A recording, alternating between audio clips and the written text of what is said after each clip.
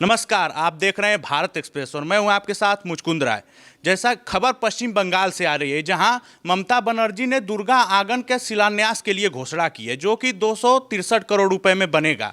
तो क्या ये दुर्गा आंगन हुमायूं कबीर द्वारा बनाए जा रहे बाबरी मस्जिद के विरोध में है? तो ऐसे में हमारे सहयोगी इस पे बात करेंगे, जिसमें हम सबसे पहले चलते हैं हरिशंकर जी के पास। देखिए, बाबरी मस्जिद जो है पश्चिम बंगाल में उसका निर्माण कराया गया, शिलान्यास रखा गया।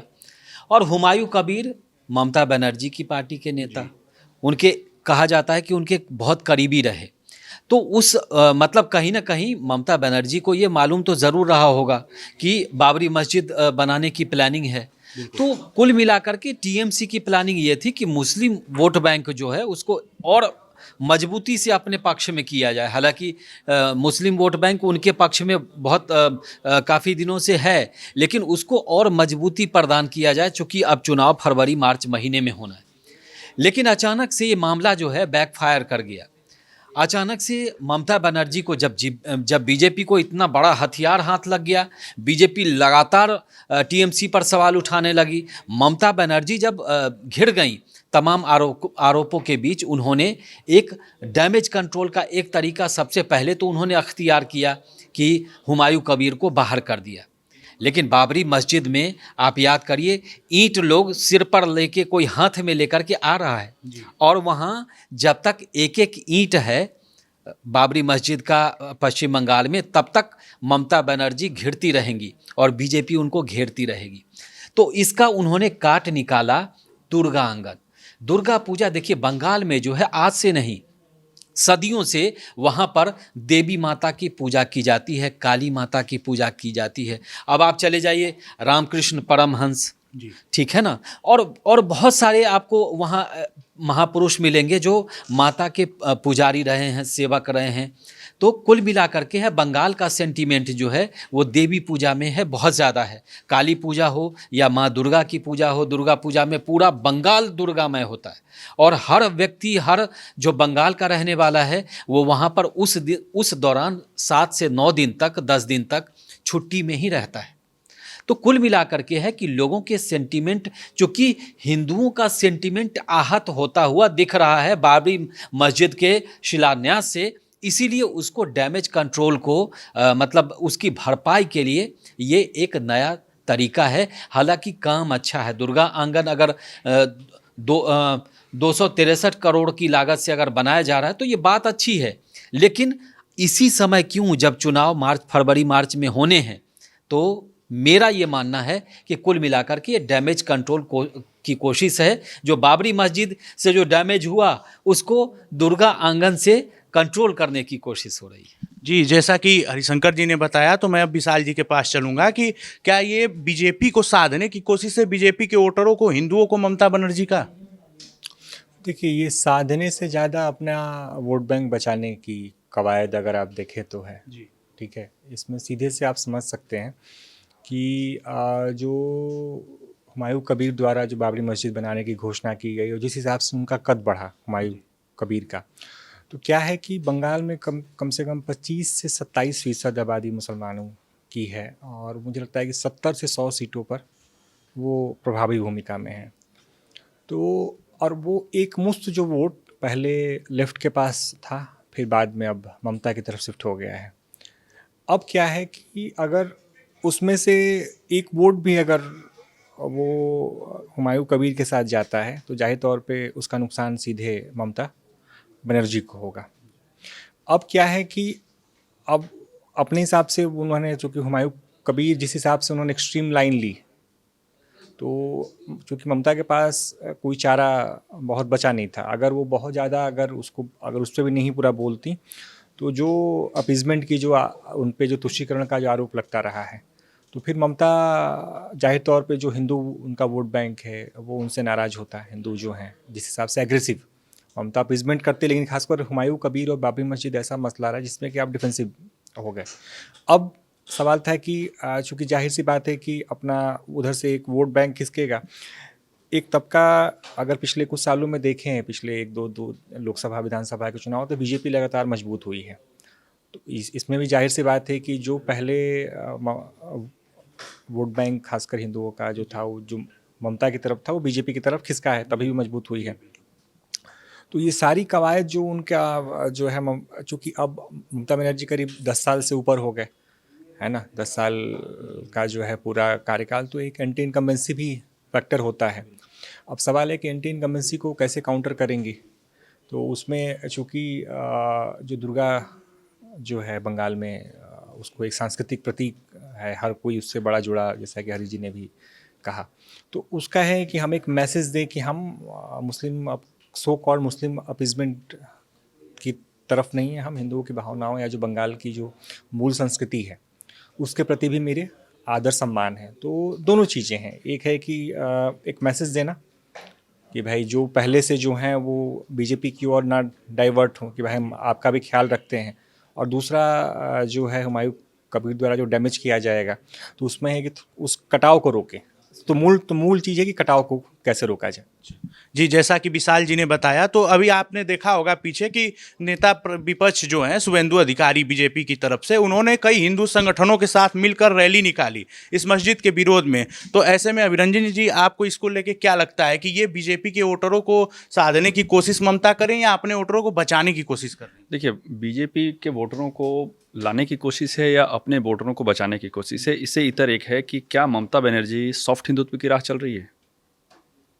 क्योंकि जिस तरह से इसके पहले आप देखते रहे हैं कि दुर्गा पूजा को लेके बंगाल में जिस तरह की भावनाएं होती हैं, और उस दौरान मुझे ध्यान है जहाँ तक कि एक बार जो है एक हिंदू का भी फेस्टिवल, ये दशमी, विजयादशमी, और उसी दिन मुस्लिम का भी एक फेस्टिवल था, तो दुर्गा विसर्जन अगले दिन के लिए कर दिया गया था। और तो इस वजह से कहीं ना कहीं जो हिंदू वोटर हैं, जो थोड़े बहुत भी चुनाव के दौरान फ्लो हो सकते हैं, वो नाराज़ चल रहे थे। तो अब 5% 7% जो वोट फ्लो होता है, तो उसको बचाने के लिए मुझे ऐसा लगता है कि ममता बनर्जी ने ये चाल चली है। अब थोड़ा सा हम पीछे चलेंगे, जैसे अभी हम लोग बातचीत से पहले, कैमरे पे बातचीत से पहले हम लोग बातचीत कर रहे थे कि हुमायूं कबीर बीजेपी में भी रह चुके हैं, और हुमायूं कबीर मुर्शिदाबाद से लोकसभा के चुनाव लड़े हैं बीजेपी की ओर से, और वो चुनाव हार गए थे, टीएमसी से ही चुनाव हारे थे। उस दौरान या उससे पहले टीएमसी से उन्हें निकाल दिया गया था, 6 साल का निलंबन उन्होंने पूरा किया, और फिर से वो टीएमसी में वापस गए और दोबारा जो है ममता बनर्जी के करीबी बन गए। तो ये सारा जो है एक मतलब खेल, बहुत उलझा हुआ खेल है बंगाल चुनाव से पहले। इसे बिल्कुल एकदम ऐसे छांट के देखना कि ये इधर या वो उधर, तो थोड़ा मिक्स मुझे लगता है।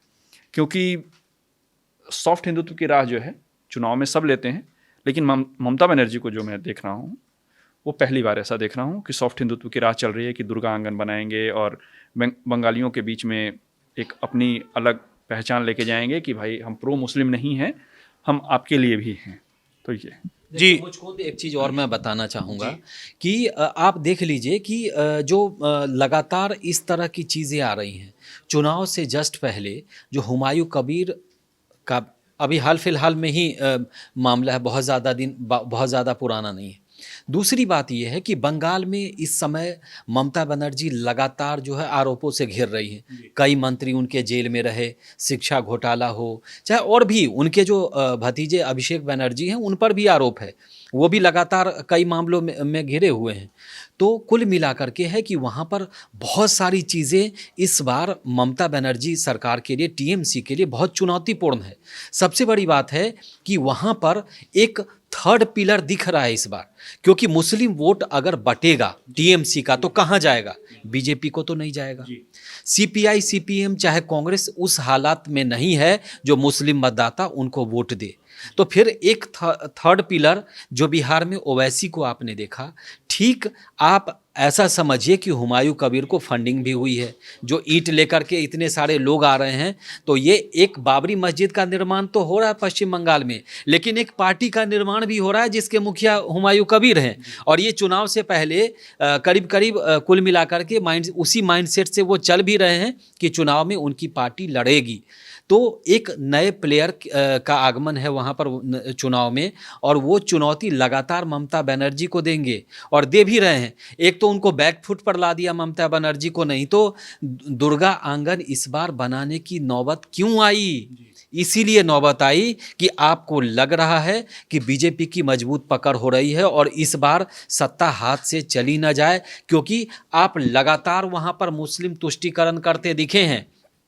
आप जो है कई मंदिरों की कमेटी का जो है हिंदू मंदिर के कमेटी का एक मुस्लिम को बना देते हैं और उसके बाद कहते हैं इसमें कोई दिक्कत वाली बात नहीं है। तो दिक्कत वाली बात तो नहीं है, वो तो कहने की बात है, लेकिन अब दिक्कत दिख रहा है, क्योंकि दुर्गा आंगन 10 साल आप सत्ता में रहने के बाद आपको बनाने की क्यों ज़रूरत पड़ी? तो इसीलिए ज़रूरत पड़ी कि इस बार आपको हिंदू वोट बैंक खिसकता दिख रहा है। ज़मीन पर इस बार ममता बनर्जी सरकार के खिलाफ वहाँ पर नाराज़गी है, और नाराज़गी क्यों न हो, क्योंकि लोगों को लगता है कि उनके बच्चे पढ़ भी लें लेकिन टीचर की नौकरी तो बिक जाती है। इनके जो मंत्री हैं वो पैसा लेकर के टीचर बनाते हैं, तो फिर हमारे बच्चों का क्या होगा, बच्चों का भविष्य कैसा होगा? तो बहुत सारी चीज़ें हैं। बेरोजगारी क्या बंगाल में नहीं है? बेरोजगारी की बात होती है, अगर ममता बनर्जी और टीएमसी में हैं तो बिहार में बेरोजगारी की बात होगी। यही राहुल गांधी और दूसरे नेता जो हैं बिहार में बात करते हैं बंगाल में रोजगार बहुत ज़्यादा है क्या? ऐसा नहीं है। तो इस बार आपने जितने मुद्दे इंडिया गठबंधन ने देश भर में किए हैं, हालांकि ममता बनर्जी खुद को अलग मानती है इंडिया गठबंधन के साथ, कभी वो ठीक से दिखाने को तो रहती हैं लेकिन वो हर बार अपना फ़ायदा देखती हैं। लेकिन इस बार इंडिया गठबंधन हो सकता है न हो वहाँ पर, क्योंकि अखिलेश यादव के कहने पर बंगाल में कितना वोट मिल जाएगा? राहुल गांधी अपने 5, 10, 20 जिता लें, उनके लिए बहुत बड़ी बात होगी। कांग्रेस वैसी स्थिति में है नहीं। तो कांग्रेस में भी कांग्रेस और टीएमसी में शहमत का खेल लगातार चल रहा है, तो गठबंधन होगा कि नहीं उसकी कोई गारंटी नहीं है। सीपीआई सीपीएम के साथ ममता जाएगी नहीं, इसीलिए नहीं जाएगी क्योंकि सीपीआई के वोटर ही इनके खेमे में आए हैं पाला बदल के। तो कुल मिलाकर डर ये है कि कहीं उनकी उधर वापसी ना हो जाए, घर वापसी ना हो जाए।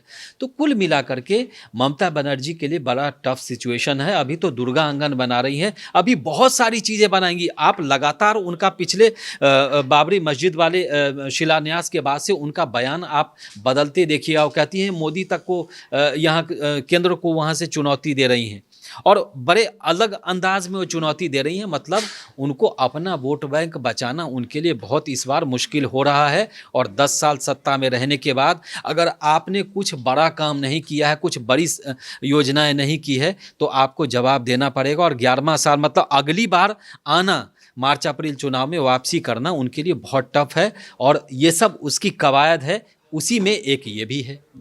चलिए, तो जैसा कि आपने हमारे सहयोगियों से इस बात को लेकर सुना, इस पर विचार सुना, तो अब ऐसे में ये देखना काफ़ी दिलचस्प होगा कि ये दुर्गा आंगन आने वाले इस चुनाव पे कितना अपना प्रभाव डालता है। तो इसको लेकर आपकी क्या राय है, हमें हमारे कमेंट बॉक्स में ज़रूर बताएं।